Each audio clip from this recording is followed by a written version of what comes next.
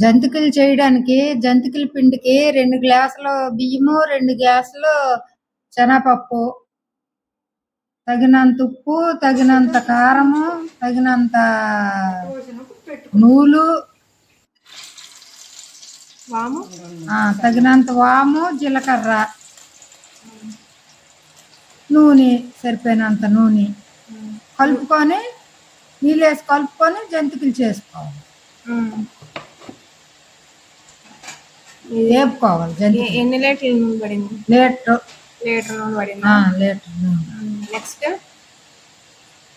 Next మిక్చర్కి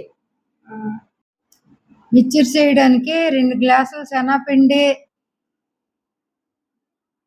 2 గ్లాసులు శనగపలుకులు, 2 గ్లాసులు దాల్పప్పు, 2 గ్లాసులు అటుకులు, ఉప్పు, కారము, ధనియాల పొడి, జీలకర్ర పొడి అవన్నీ వేపేసి కరివేపాకు అన్నీ వేపేసి కలిపేయడమే. ధనియాల పొడి, ఉప్పు, కారం అన్నీ వేసి అంతేనా మిక్సర్? అంతే మిక్సర్.